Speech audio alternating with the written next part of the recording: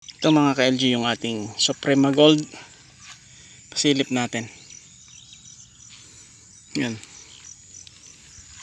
Magwa 1 month siya sa 22. April 22. Okay. Ito yung bagong Suprema Gold ni SOS Seed. Yan. Nag-spray tayo kanina. Kasi nga umulan. Malakas din yung ulan niya. Insecticide, fungicide at hinaluan na rin natin ng foliar fertilizer. Then nagtusok na rin tayo ng abono rito sa kanyang malapit sa puno para may makain siya. Okay, kung mapapansin nyo, madamo ito. Pinalinisan natin, pinagamasan natin kay Kuya Ray mga nakaraang araw. Dito sa part na to, it's either i-rotovator natin or sprayhan ng yung glufosinate, okay, para malinis. Pero more on kon tayo, iwas tayo sa herbicide ngayon kasi tapos na tayong nag herbicide lately. Ang purpose ni rotovator kasi mga ka-LG, pag naararo rito sa gitna, di buhaghag itong bawat node ng kalabasa, may lalabas na dito yung ugat. Kung lumaylay yan, kagaya nito, pakita natin yung malalaki na, yung nauna. Okay, yan, itong mga to, bawat node kasi nito may tutubo na, baga magkakaroon ng ugat dito. Yan, madali niyang itusok yung kanyang ugat kung buhaghag yung lupa. Okay, so dagdag din yon ng pagkukunan niya ng nutrients. Okay, hindi natin to na agad, medyo masukal, pero tignan natin kung paano natin i-rotovator to. Yan ayan, ugat yan sa isang node niya, tutusok niya yan.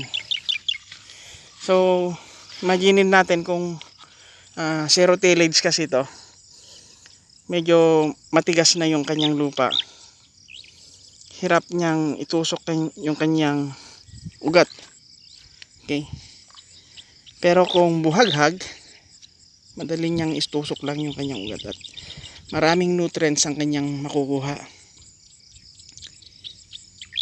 Okay, first time din natin magkalabasa ng ganito, medyo marami. Pati doon sa kabila may pasunod tayo doon na kalabasa, pakita natin mamaya. Kaya hindi tayo expert mga ka-LG sa pagkakalabasa. Inulit ko yung mga best practices ng ibang mga farmer, kinukuha po natin. Okay,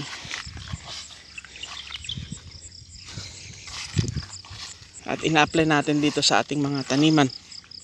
Yan yan, ito yung Sophia. Ito yung nauna kong tinanim, Sophia, isang sachet, at may bulaklak na siyang lumabas. Ito yung buko na niya, may buko na yan, susunod na yung kanyang bulaklak at may mas malaki dito, bumuka yung kanyang bulaklak. Ito kahapon to bumuka. Yan, hindi natin alam yan kung na-pollinate kasi wala pang male na bulaklak. Yung bubuyog, hindi natin alam kung mabubuo yan. Gaya nito, ayan yan. Magma-manual pollination tayo mga ka-LG. Yun yung seste. Ito naman yung tinaniman natin. Bang 2, 4, 6 rows. Okay, yung ating tinanim dito. Direct seeding din. Ayan na. Yan. May tumubo na siya. Tumubo na rin doon. Oh. At inisprayan na rin natin. Kasi nga, umulan kahapon. Yan. Ito. Yan. Okay.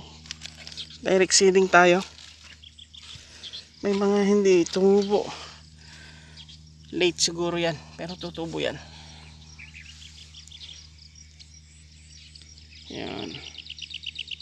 Re-retivate din natin dito sa pagitan. In between nitong pan na to. Rows na to. Dasunis kasi haba na yung kanyang vine. Itong kalabasan natin. Okay. Nag-spray tayo pantaboy ng mga importante kasi yung mites, trips, aphids.